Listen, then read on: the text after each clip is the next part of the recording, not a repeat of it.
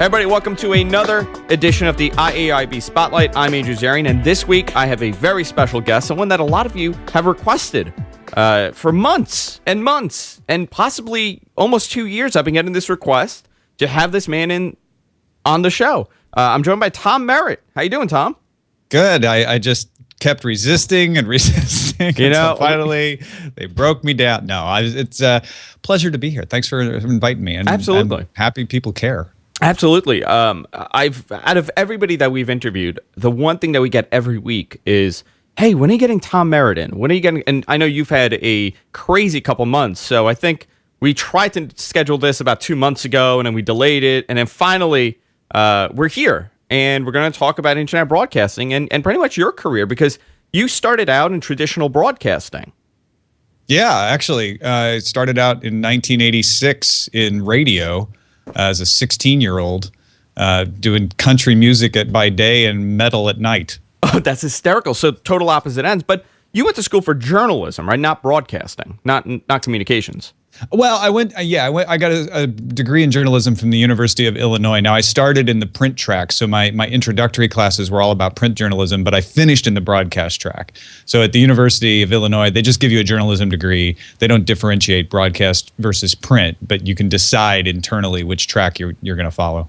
When you were doing the radio station at 16, did you go into it as, well, this is just a job and I think it's pretty cool, or, hey, this is something I want to do? Oh, it was definitely something I wanted to do. I was I wanted to get a job because I wanted to have some money to spend, and that's my parents were like, well, if you want money to spend, go get a job. The station had just opened up in 1985, and my mom was an aerobics instructor. This is such an 80s story.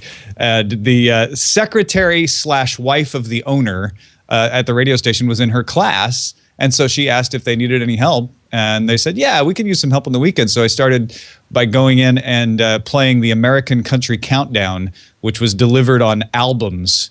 And it was like, it was American Top 40 for country. And so I would just sit there and play those and play the commercials and the breaks and all of that. And then eventually I got to be able to talk a little bit on air some more and do some shows and stuff like that. But it was something I definitely wanted to do. It was really fun. Did you have like an on-air name, or did you go by Tom Merritt?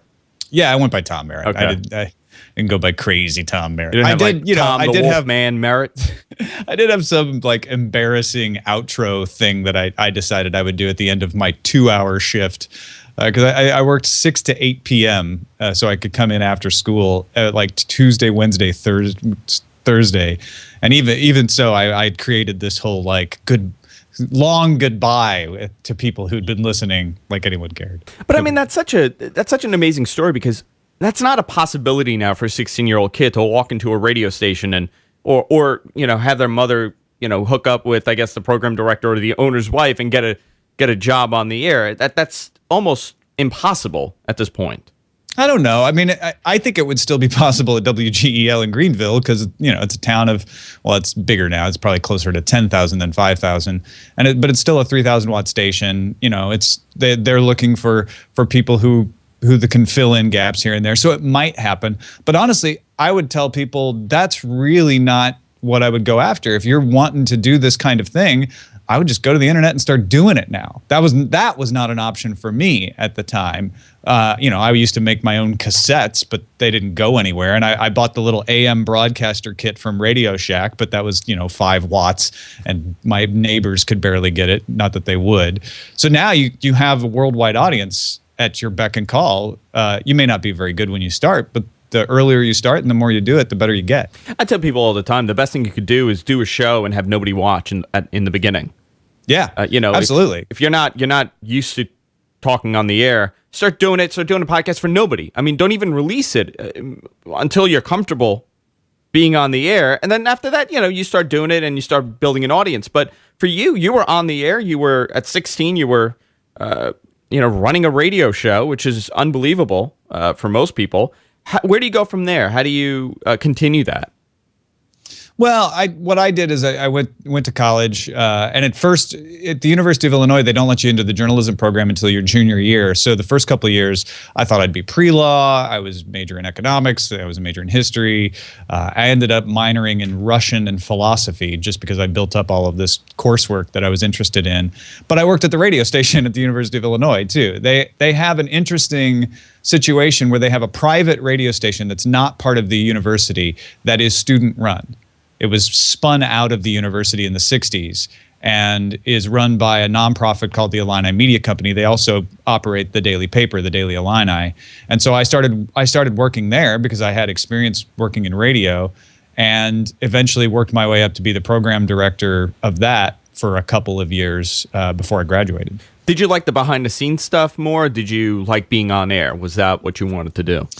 I liked both. I really enjoyed being program director and working with the team to, select the music and figure out rotations and what worked and what didn't. We were in a ratings battle with the top 40 station for number one in the city. And then my second year, another station switched formats to classic rock. We were album-oriented rock, so we had to fend them off. That was really fun. I mean, it was nerve-wracking, but I learned a ton of stuff doing that. But I also enjoyed being on the air. My favorite moment of that entire stretch was being at the end of my afternoon drive shift when the Gulf War broke out, and having the news guy come in, rip and read, off the UPI machine.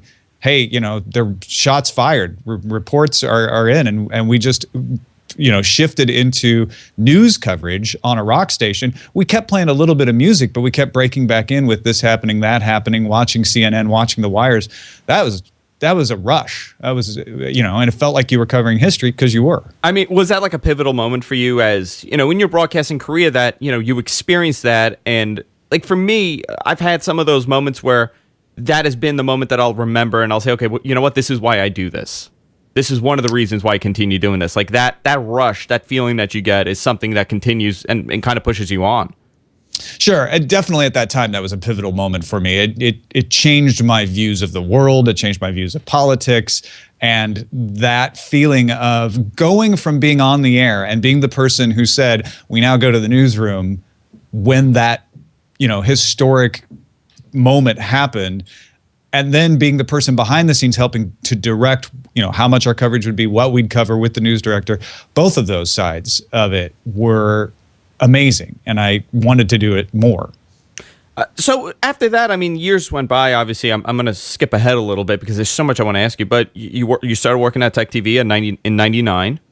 Yeah, skip over the part where I spent a lot of time in bars in Austin. That's good. Is that what you did? Because I spent a lot of bars in Bayside, so we could bond over that. Yeah, I went to grad school at the University of Texas at Austin. I didn't finish.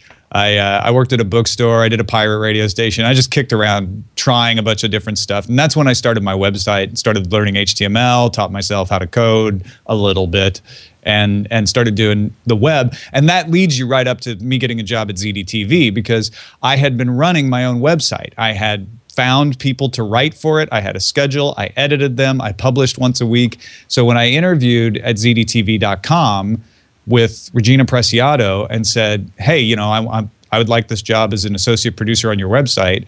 I do all of the things you describe as the job duties already for nothing. So, I know how to do this job cheaply and I know how to do it well. She believed me. She looked at the website. She's like, yeah, okay, I'll give you a shot.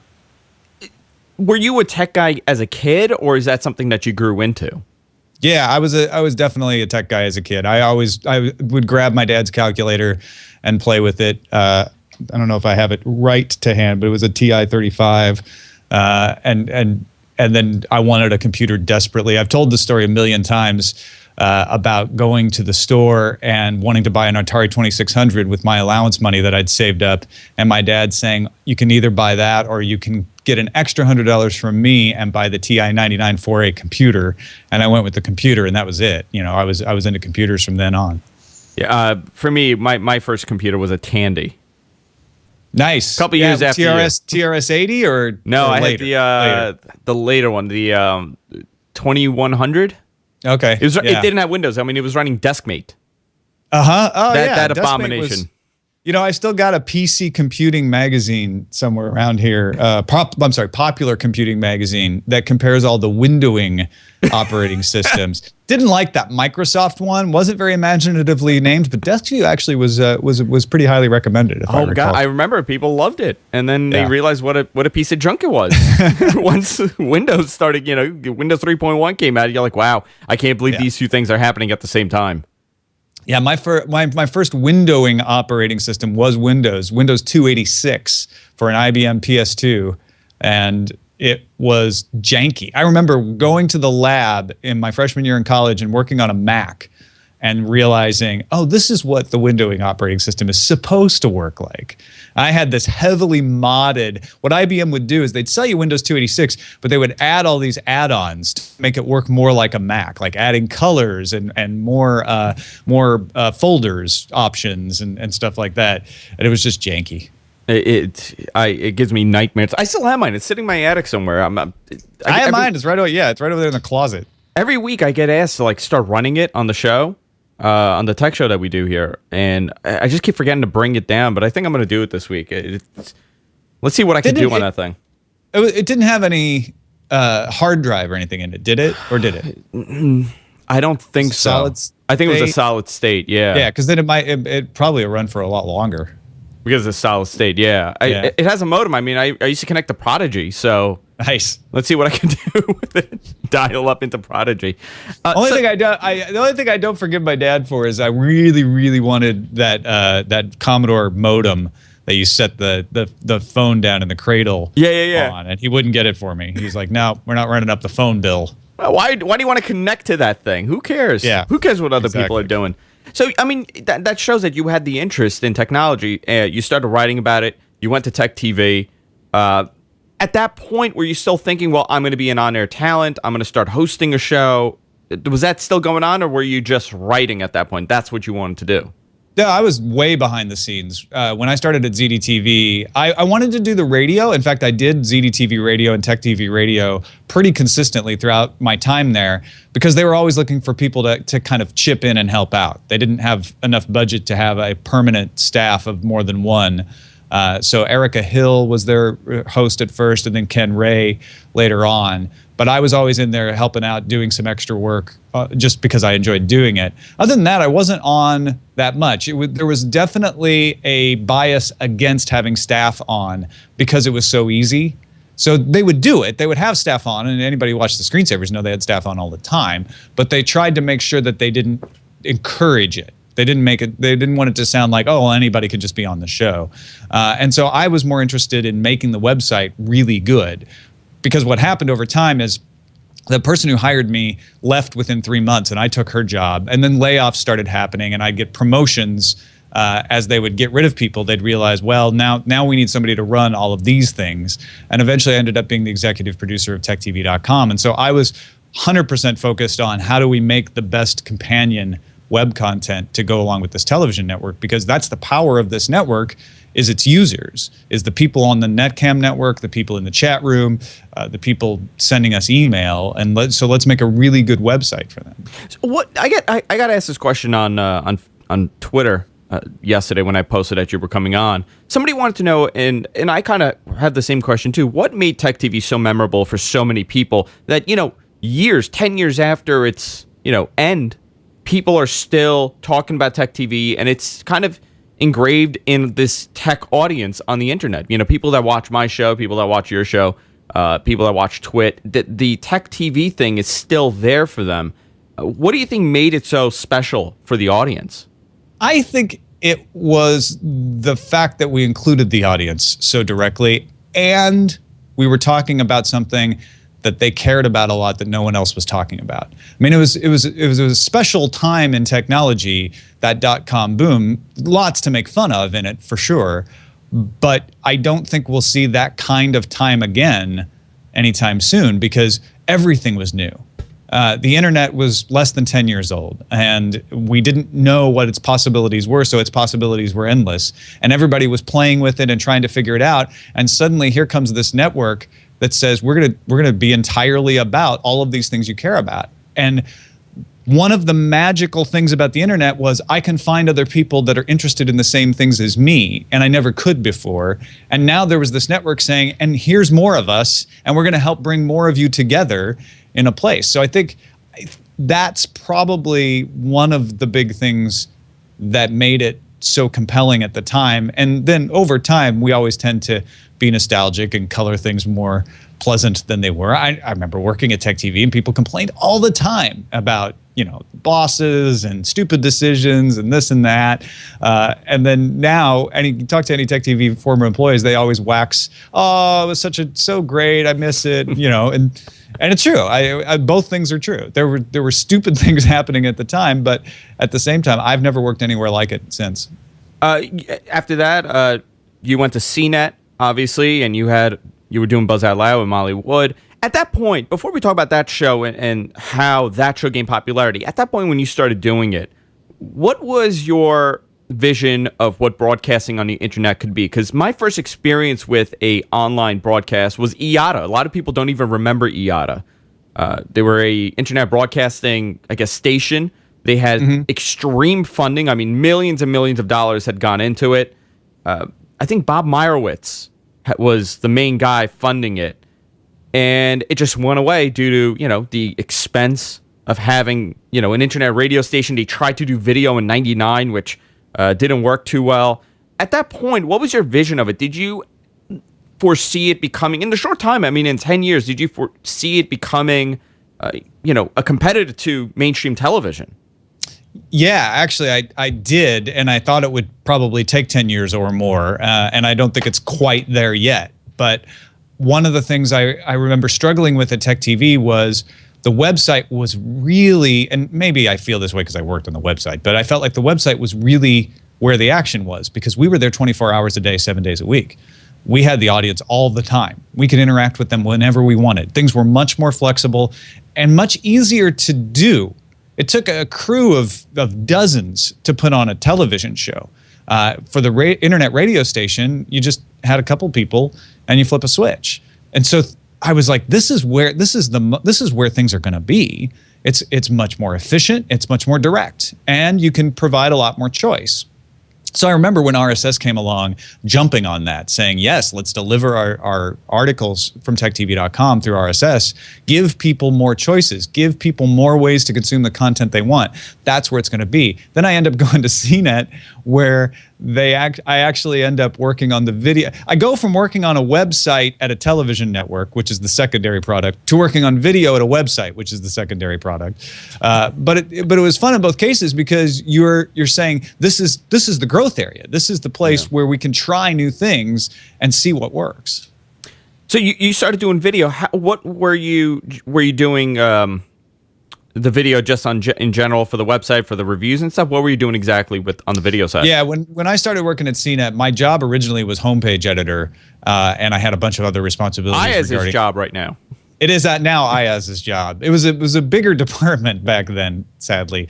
But yeah, it's the same job IAIB has, and it was me, Molly Wood, Susie Brandon, and Tim Moynihan over not only the homepage but a couple other of the sub section pages, as well as any how-to content, any special packages. There's a bunch of things kind of grouped together that didn't fit neatly into the reviews beat.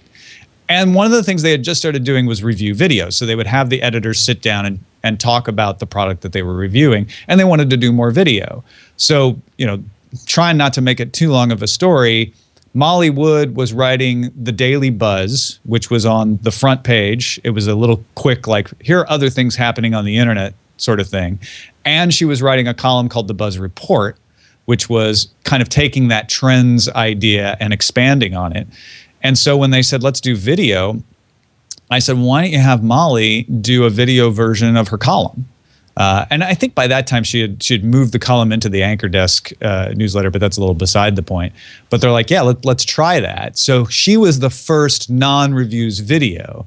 And then when it went from there was what I was pushing for podcasting as well as a few other people. And they said, well, what if we have Molly do an audio podcast, but she'll need somebody else. Tom, you and Molly seem to have a good rapport. Why don't you guys do an audio version? That's how Buzz Out Loud became Buzz Out Loud, because it was the Buzz Report on audio. On audio. And then we went from there, and I said, look, I really want to do video. I want to do more video. So we started to come up with franchises, and they created the CNET TV department, and I was able to transfer into that. Actually, that's how the front door position became a one-person instead of part of a four-person team at that point. So I came up with Top 5. I was doing a sponsored video called Road Warrior, which was just talking about mobile devices for a while. And then we just essentially were trying to come up with good video products that could be sold that would serve the audience and get views. At CNET, I know that CNET has done it's pretty much run separately, right, from CBS Interactive, but it is CBS Interactive.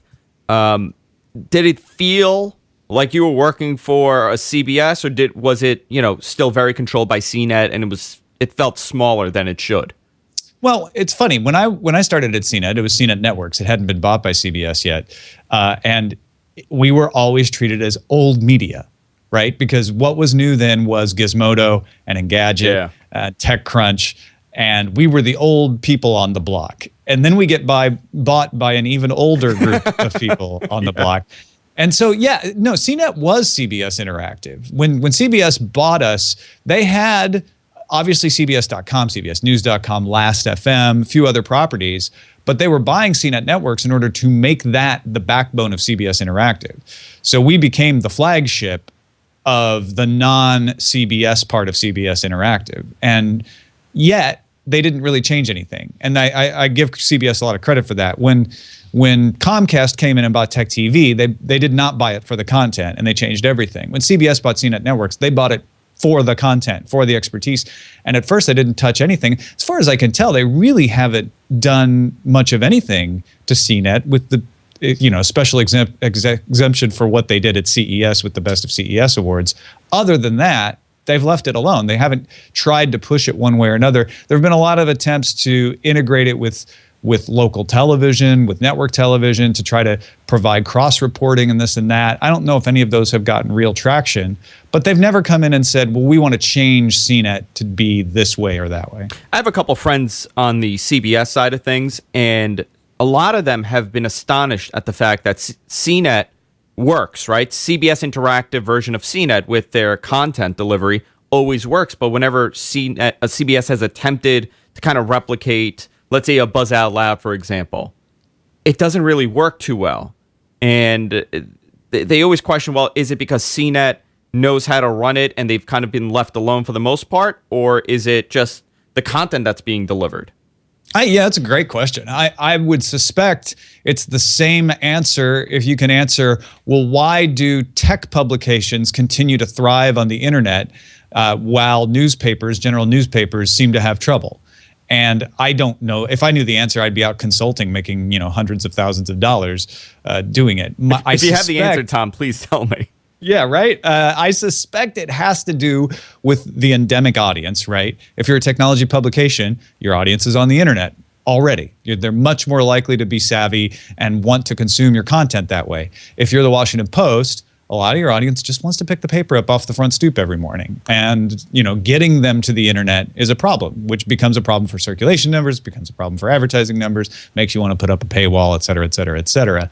I also think that tech publications themselves, because they're populated by people who love technology, are much more agile. They're also newer, so they don't have a history of doing it this way that they can't pivot on. And somebody like the New York Times, the Washington Post, they have hundreds of years of history. So it's a lot harder for them to abandon certain ways of doing things. Yeah, I mean, when you're an institution, it's very difficult to break away from the old way of doing things. And I guess, I mean, even right now, Tom, with what you're doing, which I want to get to because I'm so amazed at the way that you have figured out a way to make some money from this. With the Patreon campaign, there's so many questions I've been asked to ask you. But when it comes to broadcasting on the internet, I mean, it's an easy thing. Like if something's not working for you, 1, 2, 3, you could change it immediately. You could say, well, that didn't work. Let's try something else. It's much harder for a major brand like a Wall Street Journal or a New York Times to say, okay, well, this isn't working. What are we going to do? Yeah, a lot of money's invested. I saw an analog of this problem at CNET in 2004 when I started there, and I said I wanted to do podcasting. There was some resistance because they're like, man, do we really need to do that? What was the first podcast you heard? The first podcast I heard, yeah, or you started listening, was there were two, Coverville and Drive Time, which was this guy in Boston who actually did a video podcast way early, and he would just set a camera on his dash as he drove to work each day. I remember that.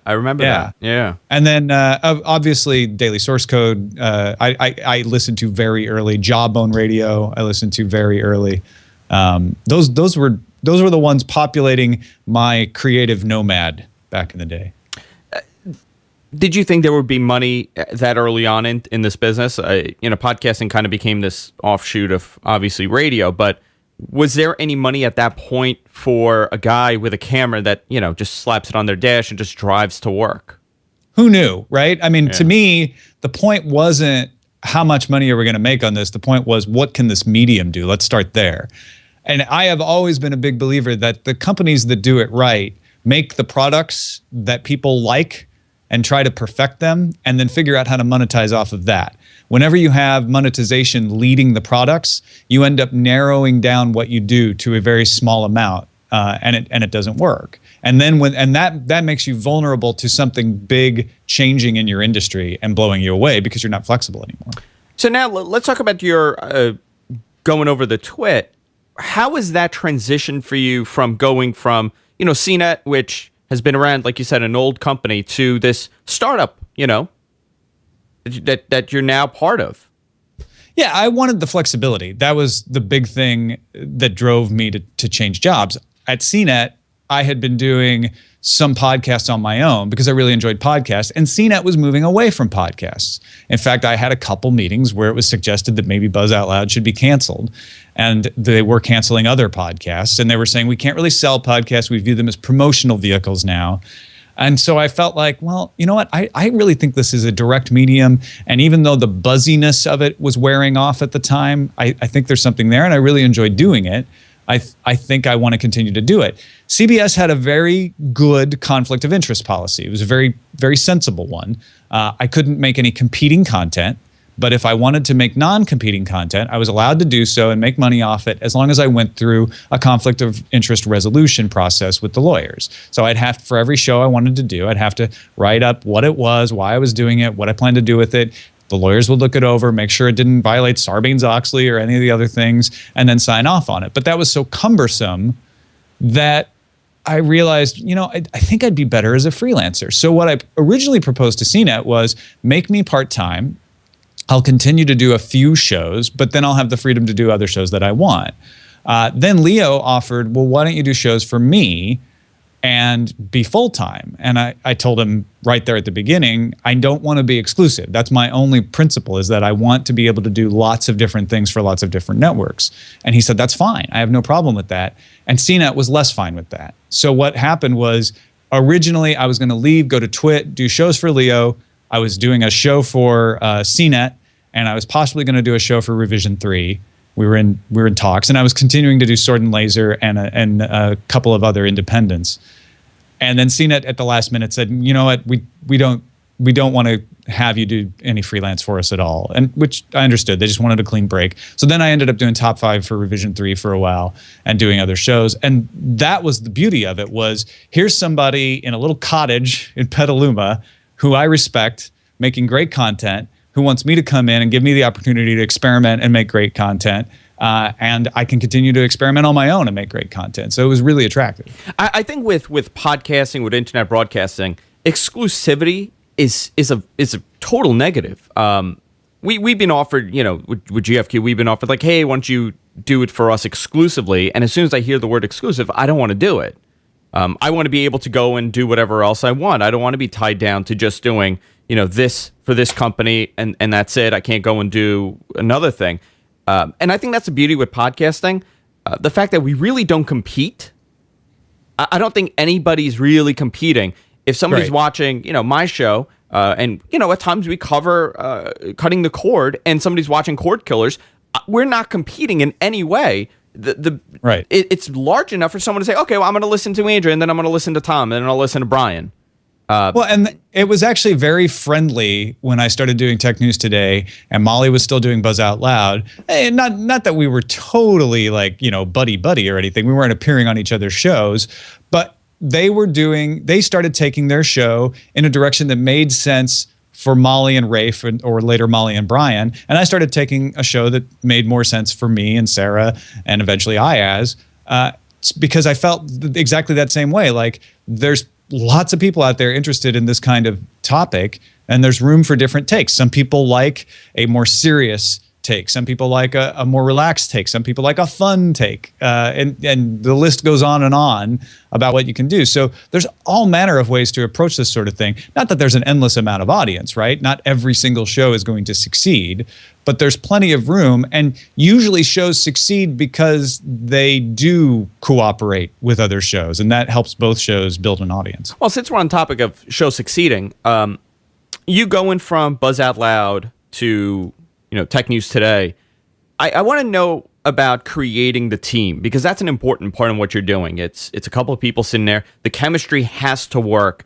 For you, for TNT, because we have a show actually called TNW, so I always say that. For TNT, how was it getting used to the team and things starting to flow? Was it instantaneous for you guys, where everybody just clicked, or did it take a while to kind of get there?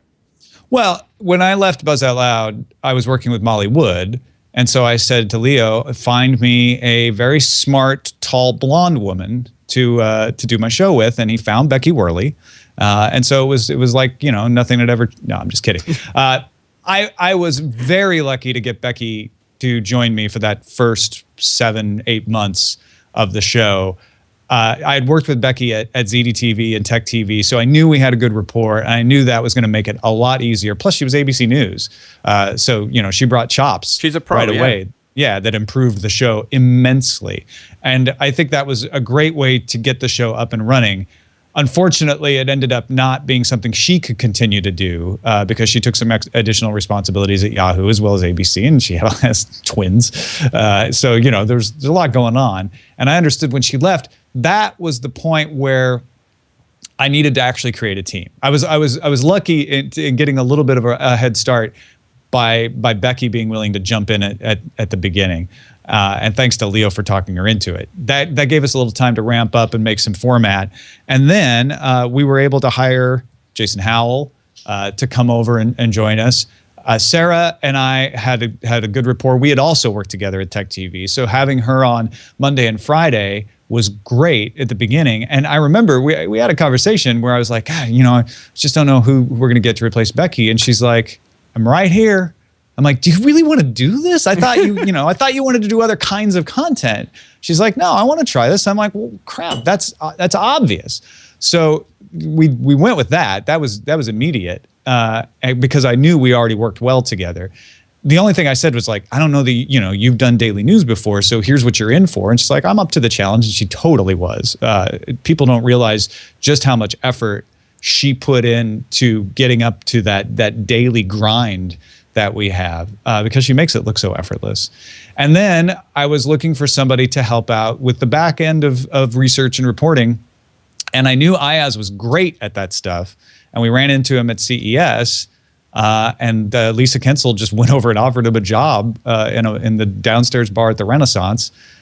So we brought him out, and of course, you can't keep him off the air. So eventually, we had this team, and I think it took a while for the chemistry to really solidify because none of us had done a daily thing before. But because you're doing a daily thing, it starts to solidify really quickly.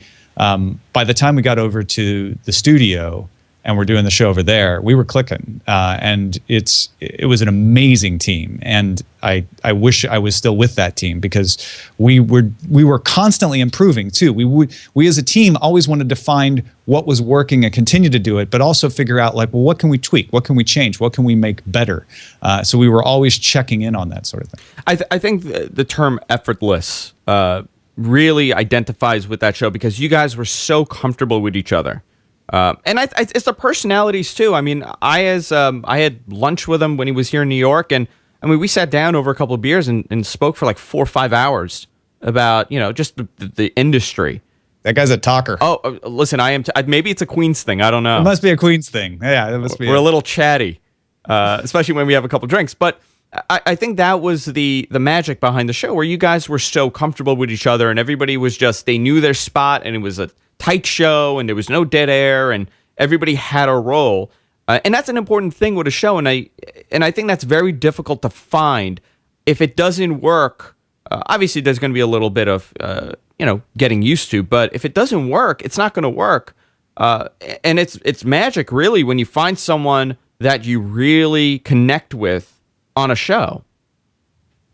Yeah, and that was something that I lucked into, but also took some work, right?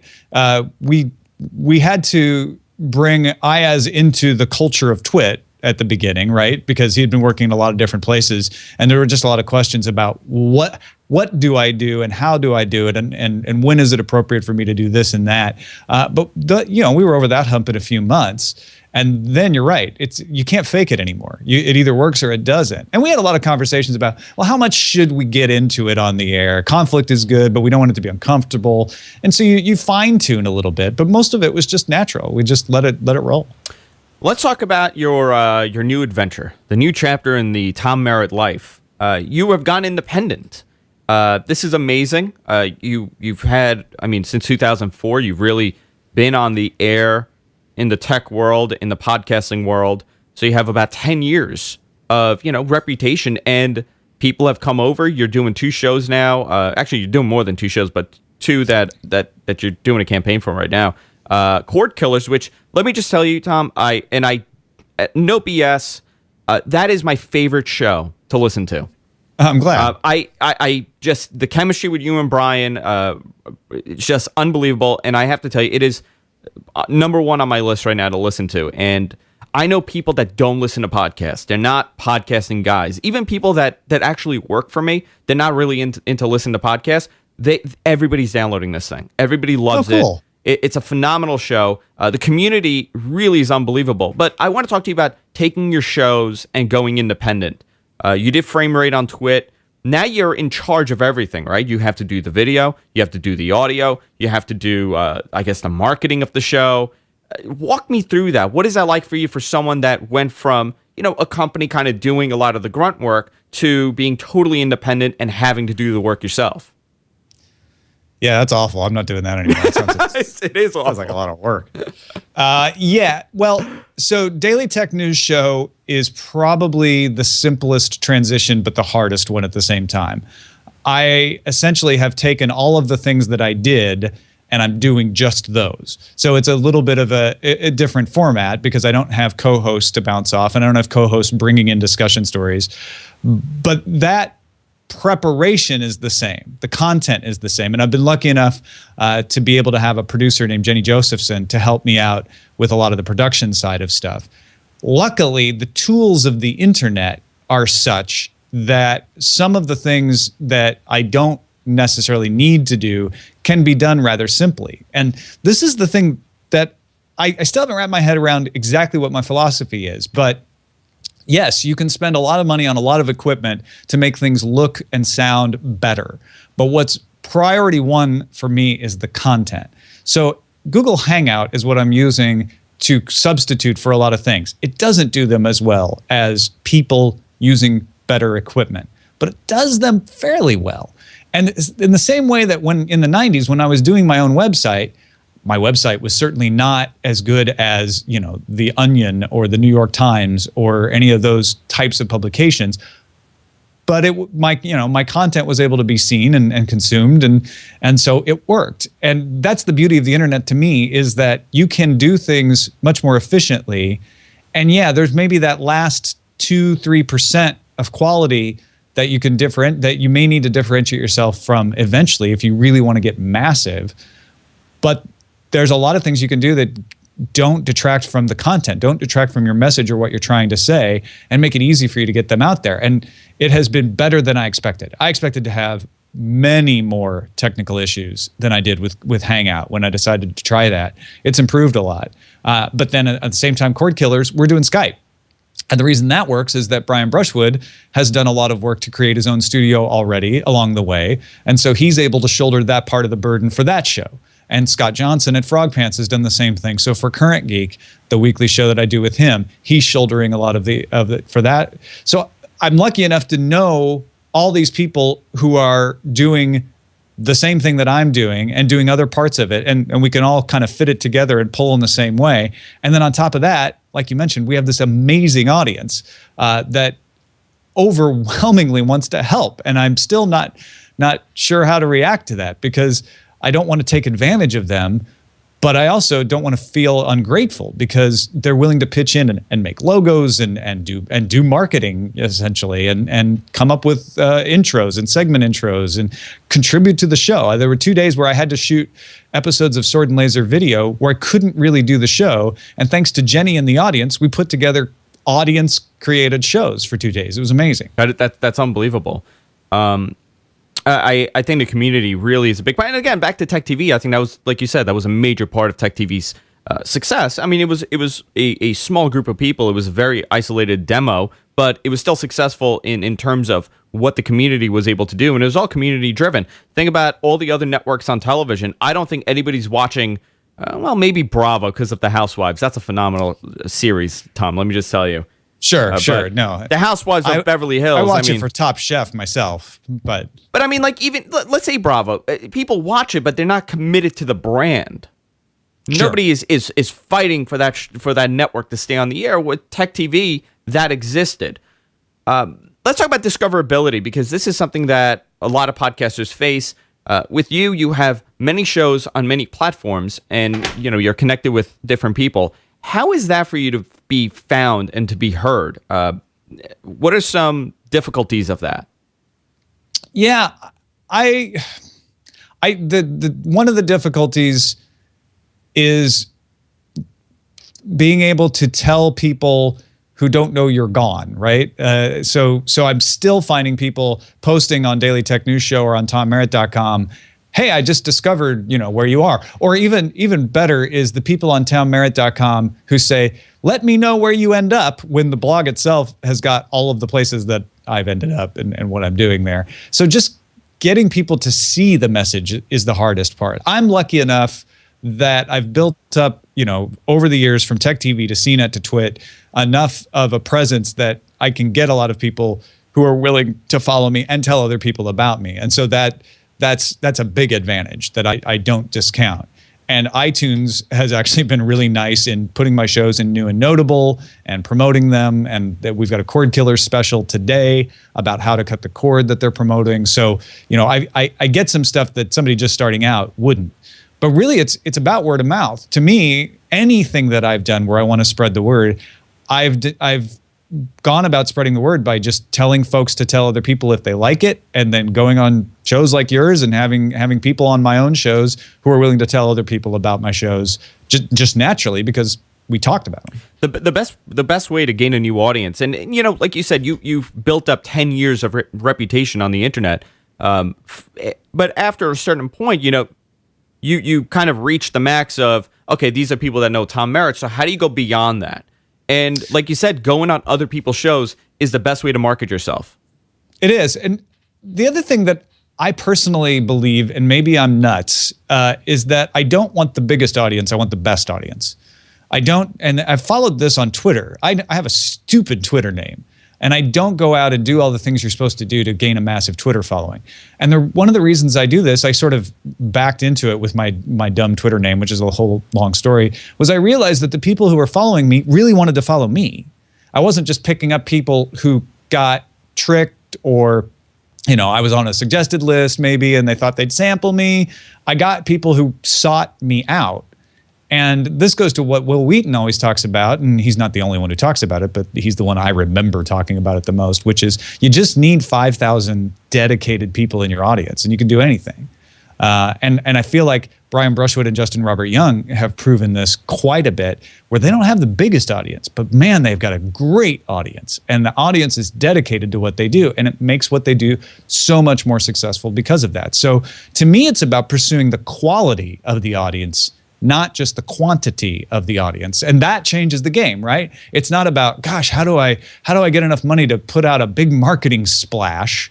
It's about, where do I find the people who really will enjoy what I'm doing and be dedicated to it? I mean, you're absolutely right. I would rather have 1,000 Twitter followers that are extremely interactive than 100,000 that really don't care. I mean, you see people on Twitter all the time that 100,000, 200,000, 300,000 followers, but there's nothing behind it. They're just followers. Who knows if they're bought? Who knows if, maybe they were on a different show and they gained popularity from that. But it doesn't really go a long way. Yeah, your reach is a lot more, but if they don't care about what you're talking about, what good is it?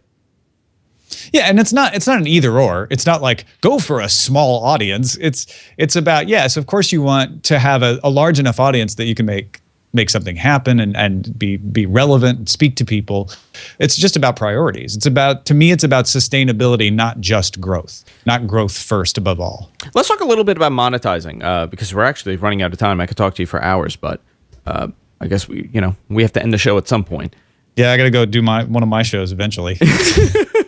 What time do you have to be out of here? Just so I know. I should be out of here within the next 15, 20 minutes. Probably. Perfect. Monetizing a podcast is a very difficult thing for people. I know people that have been doing a podcast for 10 years, in terms of what a podcast is, and they still find it really difficult to monetize. There's a couple of reasons why. One, there's only a select number of advertisers that are willing to advertise on your show. I think we all know what it is, and I think we all share the same advertisers. Two, how many times are you going to get your audience to purchase the same product? Unless, you have an audience that is large, or if it's recycled and you're changing viewers all the time, which that's not a great thing either. But you're doing something different. You're doing a campaign. You're doing a crowd-funded campaign to support the show, both with Daily Tech News Show and with Cordkillers. That's amazing to me that there's so many people committed to supporting the show. Tell me about how you came to that idea of doing that. Are you looking to do any kind of other ads, or is this something that you see being the core of revenue for the podcast? Yeah, when in December, when I had to start thinking about doing stuff on my own, my original thought was, well, I start doing my show, I put it up, and I have somebody sell ads on it. And that's what I was thinking about. But I knew about Patreon. I don't remember when they launched, but from the moment they launched, they'd caught my eye, and the idea was pay per podcast. Now, they weren't built for podcasts particularly. They were built for all kinds of creative enterprises like arts, music, but podcasts fit very well into their mode, which is you get people to say, I will give you $10 per show, or I'll give you $5 per show. And this works great for weeklies like Cordkillers, where we say, great, we'll provide you a little extra bonus content, little inside information. You can do rewards. It's kind of Kickstarter meets PayPal, in that you can have that donation button, that subscription button, but you also have some tools that let you see a little bit more about your audience and provide them some benefits and content. And so Brian and I decided, well, what the heck? It can't hurt. Let's try it. We know we can get sponsors for Cordkillers if we need to. Let's see how far this can go. And the response was amazing. It was much bigger than we expected. And so far, it's been plenty, to the point where we're talking about licensing the show to somebody on a non-exclusive basis, but we're not to the point where we've decided not to take ads, but we don't have to yet. So we're keeping an eye on this and seeing how it goes. Daily Tech News Show, originally, I was going to build up an audience for a couple of months and then hand it over to somebody to sell. And I was looking at the Patreon from Cordkillers. I'm like, well, shoot, let's try this. Let's see what we can do. And it's funny. I thought saying like, hey, I might be able to go ad free. Wouldn't that be great? Would be like hands down a big thing with the audience. But this is the interesting thing about an invested audience. A lot of them were concerned and said, please don't say you won't take ads. Yeah. We want you to succeed. And that's amazing. The premise was, well, this Patreon thing's fine, but we don't think it's going to work. Yeah. So please do ads because we want you to keep doing the show. And I haven't been dogmatic about it, and I haven't said I'm not going to take ads. But it does change the dynamic. There's nothing wrong with advertising. There's two things about taking advertising. One, whoever you take the advertising from always has an influence over your show. It doesn't matter how much you don't want them to or how far away they are from your core content. Hey Tom, it's not a promo code, it's an offer code. Yes, have you gotten one of those? Yes, actually have. And there have been cases where I needed to pay close attention to which advertiser I'm reading because of that. Because some want the opposite. Yeah, right? yeah. Like, we do want it to be an offer code, not a promo code. I just dealt with that last week. Yeah, and then there's tracking. All of a sudden, like this idea of like, all I want to do is make my content available in as many places as possible so people can consume it. The advertisers want to know that people saw it, rightly so. So yeah, you've got a lot of issues that come along with advertising, and the money causes influence. Money from your audience causes influence too, because suddenly people are like, hey, wait a minute, you got to pay more attention to me because I'm giving you money for this. It's all a matter of how much influence do you want from what quarters, and how much does it make it complicated if you take money from different areas? I think it's a combination of everything, right? We had the same exact discussion on What the Tech. Paul Thurrott and I do a weekly just rambling tech show where we just yell and scream about things that we hate. I mean, it's perfect. We get drunk at times. It's actually become this little bubble. Do you take Mary Jo Foley's craft beer recommendations? You know, I've gone out drinking with her, and she could drink me under the table. I mean, unbelievable. She's unbelievable. But she always makes fun of me because I like Pinot Grigio, and Paul and her will make fun of me on Twitter for about 2 hours and make me feel really guilty that I just finished an entire bottle of Pinot Grigio.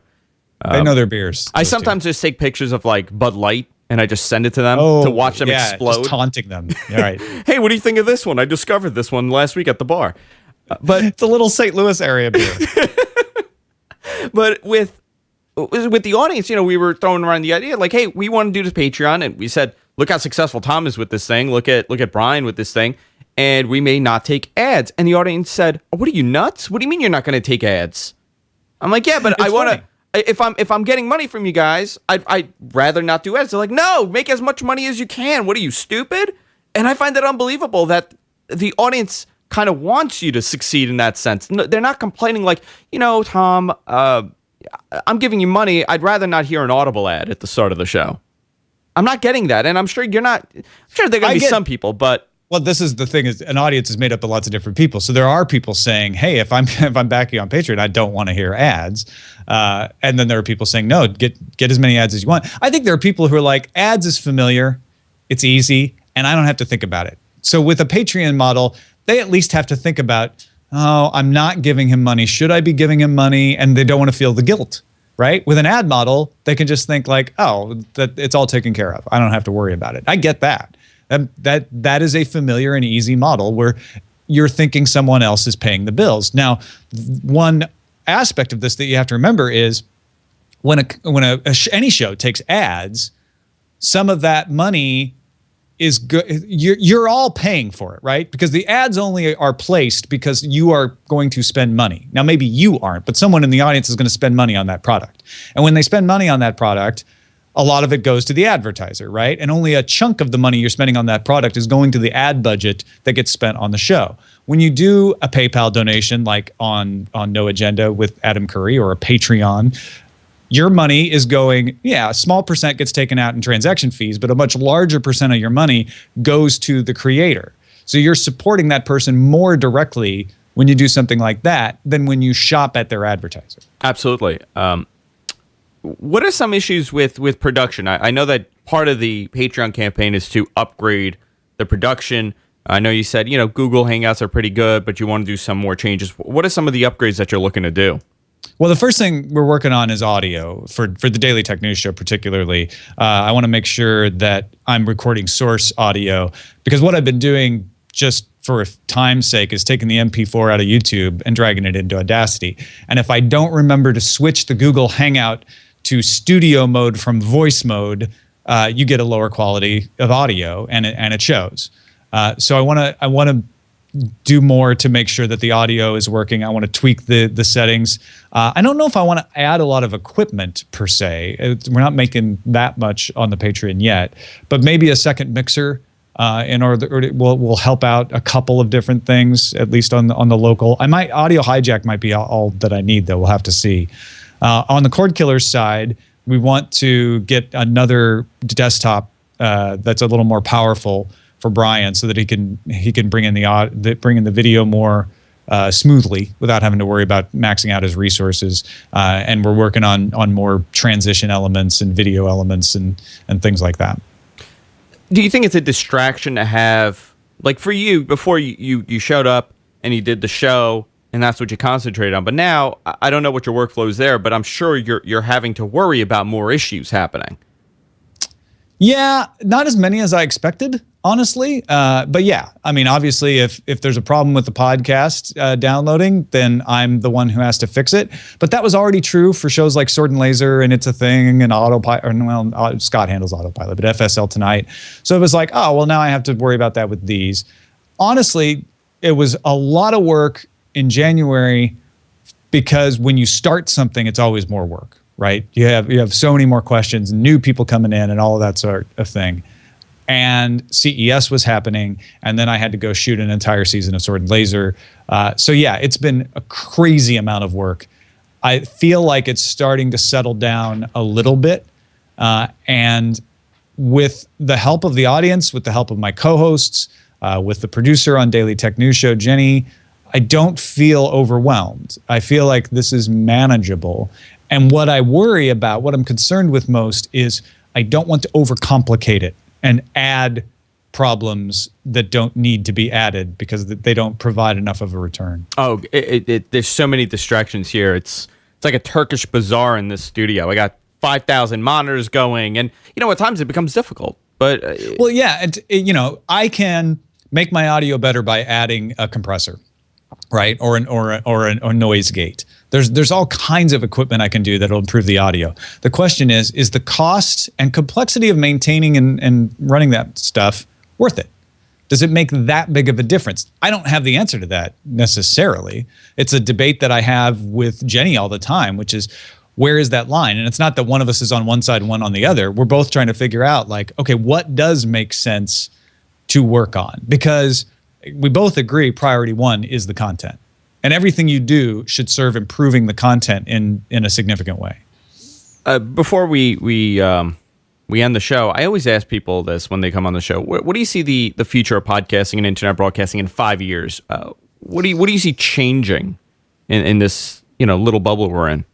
Well, I think video is probably going to experience the most change. I think audio podcasts got their second big wave when apps came along. The first big wave was when iTunes added podcasting, and then that declined or really leveled out. And now all of a sudden there's people listening to podcasts who've never heard of them before because they have an app. That was the biggest change for me launching these new shows, was realizing the people who don't know about RSS. They have no idea what that is. And when you have a subscribe button on your website, they're like, I don't know, press subscribe, and then I got these things that I just want to find it in my app. How do I find it in my particular app, whatever app it is they use? And there's hundreds of them out there. So I think audio podcasting is probably going to just continue to get to be more like radio on your phone, on your mobile device. Maybe it's a tablet, maybe it's built into your car. And so that's where that game is going to be played out. Video, I think, is going to be tumultuous. I think we're going to experience a scramble and a land grab for space on either set-top boxes or smart TVs or whatever shakes out of this cutting the cord movement as the place to watch your video. And we'll probably see a couple of players emerge who have control of that. They might be cable companies. They might be some cable companies and some manufacturers like Apple and Google. Who knows? But that will be the place where if you really want to have a massive video audience, you're going to have to be on those platforms.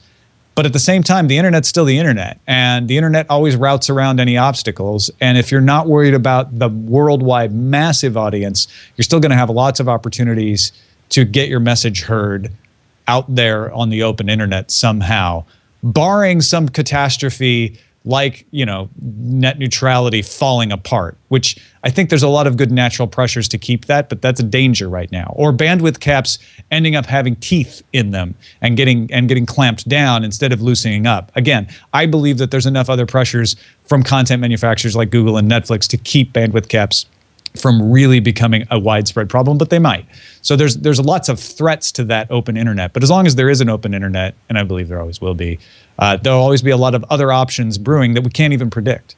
With the content delivery, for the kind of show that we do, which is a similar format, does that work on the TV? Do you think this type of format is something people will sit down and watch in their living room or in their office? Or will it be a prominent thing on, a laptop or a desktop? I think the distinction starts to go away. I think people just want to watch what they want to watch, where they want to watch. I don't want to get too far into my Cordkillers mantra, but they want to watch what they want, where they want, and how they want it.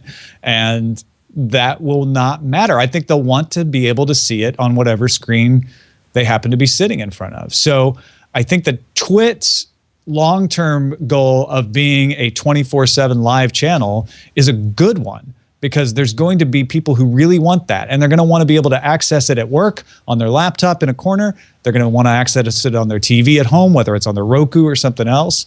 And then there will be people who just want to have a playlist of their own options rolled into that. But I think in the end, what people want is being able to easily get to the stuff that they want to watch. That's right now, you have to work a little bit for it. TomMerritt.com is the website. DailyTechNewsShow.com is the show. Cordkillers, another phenomenal show. Support the campaign. Support the Patreon campaign. If you guys are listening on the IAIB website, I'm personally supporting both because I think they're phenomenal shows, and I would love to see these two shows really do well with a crowd-funded platform, because I really have not seen anybody else with a significant push to, funding an episode, of funding a monthly subscription to the show. I think it's unbelievable. In the chat room, people are posting it right now. If you're watching live, click on it. I mean, even $1 really goes a long way when you have a couple of people doing it. By the way, Tom is not paying me for this. I'm not getting money.